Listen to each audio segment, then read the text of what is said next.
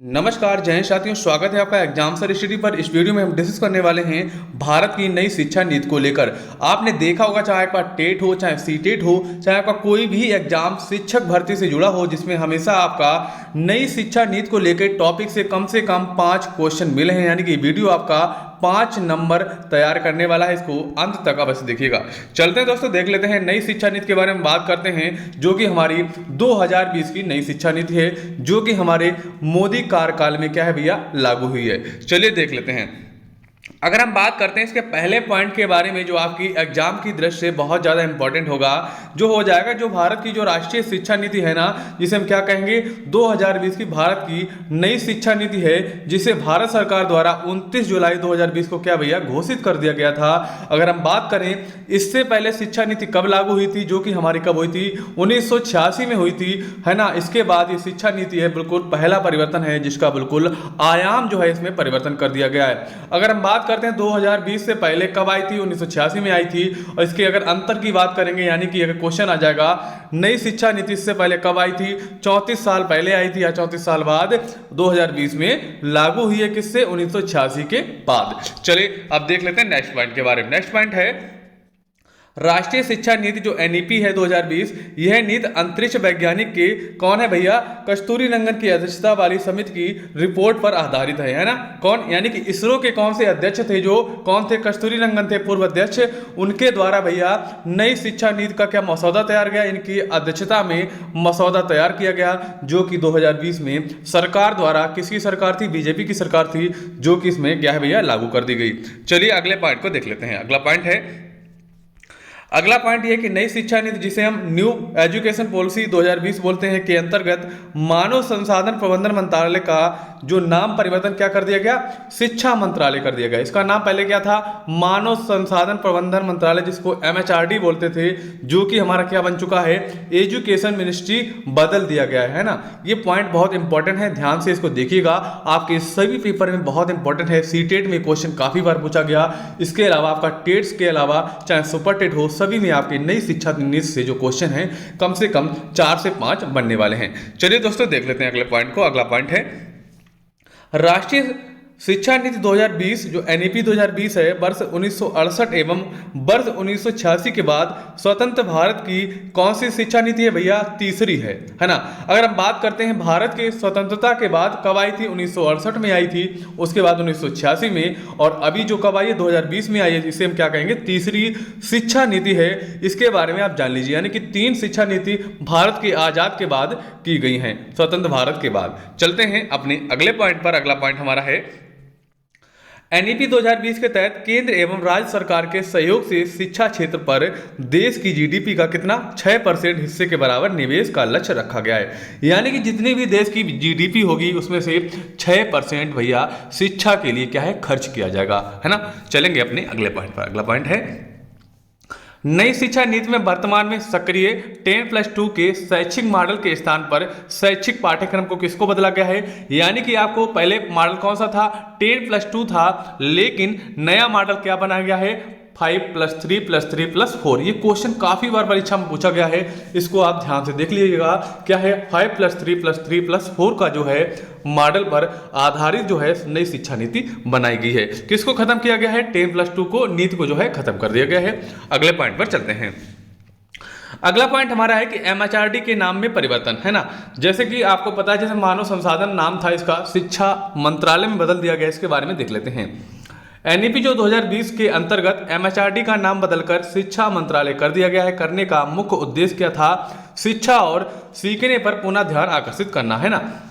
इसके अंतर्गत बहुत सारी चीज़ों को खत्म करके सीधा सीधा इसका नाम रख दिया गया शिक्षा मंत्रालय, जो कि हमारे बच्चों के अलावा चाहे बड़े हों, चाहे हमारी कोई भी शिक्षा हो, यानी कि दूरस्थ शिक्षा हो, चाहे आपकी प्राइमरी शिक्षा हो, चाहे आपकी एजुकेशन की जो है आपका ग्रेजुएशन हो, चाहे आपका कुछ भी हो, सभी में क्या है भैया, शिक्षा और सीखने पर बल दिया जाएगा और फालतू की चीज़ों को अलग हटा दिया गया। इसलिए इसका नाम रखा गया एजुकेशन पॉलिसी।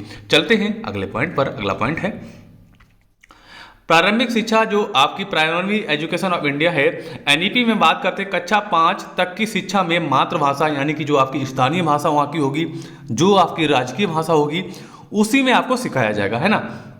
चाहे आपकी स्थानीय भाषा हो चाहे आपकी क्षेत्रीय भाषा हो, को अध्ययन अध्यापन के माध्यम के रूप में अपनाने पर बल दिया गया है। इसमें एक आपका पॉइंट ये भी है कि इसमें भैया जो अंग्रेजी लैंग्वेज है उसको हटा दिया गया है, आपकी जो रीजनल लैंग्वेज है, जो आपकी स्थानीय भाषा है, उस पर क्या है भैया, बल दिया गया है। चलते हैं अपने अगले पॉइंट पर। अगला पॉइंट है 3 वर्ष से 8 वर्ष की आयु के बच्चों के लिए शैक्षिक पाठ्यक्रम का 2 समूह में विभाजन किया गया है। हम बात करते हैं 3 से 8 वर्ष के बच्चों के बीच में, है ना, कैसे किया गया इसके बारे में देख लेते हैं। 3 वर्ष से 6 वर्ष की आयु के बच्चों के लिए प्री स्कूल, है ना, जिसे हम क्या बोलते हैं, आंगनवाड़ी बोलते हैं, है ना, जिसे हम प्री स्कूल बोलते हैं, बाल वाटिका बोलते हैं, के माध्यम से, जिसे हम आंगनवाड़ी कहते हैं, के माध्यम से मुफ्त, सुरक्षित और गुणवत्तापूर्ण प्रारंभिक बाल्यावस्था शिक्षा और देखभाल की उपलब्धता सुनिश्चित करना है ना। जो आपका प्री प्राइमरी कौन सा हो गया, 3 से 6 वर्ष। उसके बाद का हम देख लेते हैं। अब हम बात करते हैं 6 वर्ष से लेकर 8 वर्ष के बीच। इसमें क्या होगा, आपका 6 से लेकर 8 वर्ष तक के बच्चों को प्राथमिक विद्यालयों में कक्षा 1 और कक्षा 2 में शिक्षा प्रदान की जाएगी, है ना। इसका मॉडल क्या है कि 6 से 8 वर्ष के जो बच्चे होंगे उनको कक्षा 1 और कक्षा 2 में शिक्षा प्रदान की जाएगी। चलेंगे अपने नेक्स्ट पॉइंट पर। नेक्स्ट पॉइंट है नई राष्ट्रीय शिक्षा नीति 2020 के तहत वर्ष 2030 तक सकल नामांकन अनुपात को 100% लाने का लक्ष्य रखा गया है। यानी कि सभी बच्चे का क्या कराना भैया, एडमिशन कराना है 2030 तक सभी बच्चों को क्या है भैया, स्कूल से जोड़ने का लक्ष्य रखा गया है। चलते हैं अगले पॉइंट पर। अगला पॉइंट है नई शिक्षा नीति के अंतर्गत शिक्षा क्षेत्र पर सकल घरेलू उत्पाद के 6% हिस्से के सार्वजनिक व्यय का लक्ष्य रखा गया है। यानी कि हम बात करते हैं शिक्षा नीति के बारे में, जो आपकी देश की जीडीपी होगी उसमें से 6% जो है शिक्षा पर क्या है भैया, खर्च किया जाएगा। चलेंगे देख लेते हैं। अब हम देख लेते हैं क्वेश्चन, कौन कौन से क्वेश्चन आपके बहुत इंपॉर्टेंट हैं जो आपके परीक्षा में अभी तक पूछे जाते रहे। चलिए देख लेते हैं। पहला आपका क्वेश्चन है कि एनईपी 2020 के अनुसार वर्तमान में 10+2 शैक्षिक मॉडल को एक नए शैक्षणिक पाठ्यक्रम प्रणाली के आधार पर विभाजित करने की बात कही गई है। वह नई शैक्षिक प्रणाली का नाम क्या हो सकता है, यानी कि कौन सी प्रणाली है। यानी कि 10+2 को क्या किया है भैया, 10+2 को क्या किया है इन्होंने, बिल्कुल हटा दिया है, काट दिया है। उसकी जगह ये कौन सी प्रणाली लेकर आए आप देख सकते हैं। आपको चारों ऑप्शन इसमें मिल जाते हैं। अभी आपको हमने ऊपर बताया तो हम आपको दिख रहा होगा बी आंसर में कि दिया है, क्या दिया है कि 5+3+3+4 यानी कि 5+3+3+4 के मॉडल को सरकार ने या कस्तूरी रंगन की जो रिपोर्ट आई है उसमें ये क्या है भैया, अपनाया गया है। चलते हैं अपने नेक्स्ट क्वेश्चन की तरफ। नेक्स्ट क्वेश्चन है ज्ञान के परिदृश्य में पूरा विश्व तेजी से किस दौर से गुजर रहा है, इसका आपको आंसर बताना है। तो ये इसमें क्या है भैया, इसका आंसर क्या हो जाएगा, अगर इसके हम आंसर की बात करेंगे, ज्ञान के परिदृश्य में पूरा विश्व तेजी से किस दौर से गुजर रहा है भैया, ये भैया परिवर्तन, है ना, किसे परिवर्तन की ओर क्या है भैया गुजर रहा है। तो राइट आंसर हमारा ए हो जाएगा। चलेंगे अपने अगले क्वेश्चन की तरफ। अगला क्वेश्चन है अगले दशक में दुनिया का कौन सा देश सबसे युवा देश होगा। हम बात करते हैं अगले दशक के बारे में, ऐसा कौन सा देश है सबसे ज्यादा, उसमें क्या भैया युवा बच्चे होंगे, युवा लोग होंगे। तो राइट आंसर है भारत जो है सबसे ज्यादा युवा देश होने वाला है ना। राइट आंसर हमारा बी हो जाएगा। चलेंगे अपने अगले क्वेश्चन की तरफ। अगला क्वेश्चन है एनईपी का पूरा नाम। हम बात करते हैं एनईपी यानी कि जो आपकी न्यू एजुकेशन पॉलिसी का फुल फॉर्म पूछा गया है, तो उसका फुल फॉर्म आपको दिख रहा होगा। बी नंबर पे आप देखेंगे न्यू एजुकेशन पॉलिसी का नाम क्या है, नेशनल एजुकेशन पॉलिसी हो जाएगा। तो नेशनल एजुकेशन पॉलिसी की बात करें, यानी कि जो न्यू नेशनल एजुकेशन पॉलिसी आई है, यानी कि नई भारत की शिक्षा नीति जो आई है, राष्ट्रीय शिक्षा नीति जो आई है, उसका फुल फॉर्म है हमारा बी और हमारा डी सही हो जाएगा। आप देखेंगे सेम बी में भी ऐसा ही लिखा है, डी में भी ऐसा लिखा है, तो हमारा राइट आंसर क्या हो जाएगा, बी भी हो जाएगा और हमारा डी भी जो है राइट आंसर हो जाएगा। अगले क्वेश्चन को देखते हैं। अगला क्वेश्चन है शिक्षा विकास एजेंडा के अनुसार विश्व में 2030 तक सभी के लिए किन अवसरों को बढ़ावा देने का लक्ष्य रखा गया है। तो हम बात करते हैं, पहला दिया है कि गुणवत्ता युक्त शिक्षा, बिल्कुल सही बात है। दूसरा है जीवन पर्यंत शिक्षा, यानी कि ऐसी शिक्षा जो जीवन पर्यंत चलती रहती है।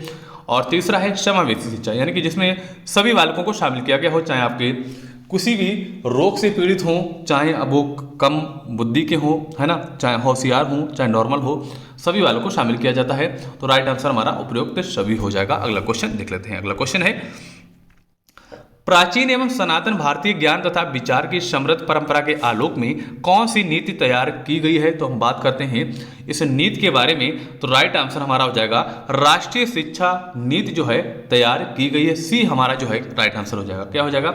सी जो हमारा है राइट आंसर सी हो जाएगा। चलेंगे अपने नेक्स्ट क्वेश्चन पर। नेक्स्ट क्वेश्चन है राष्ट्रीय साक्षरता मिशन की शुरुआत किस वर्ष की गई थी? हम बात करते हैं राष्ट्रीय साक्षरता मिशन के बारे में, तो राइट आंसर हमारा क्या हो जाएगा?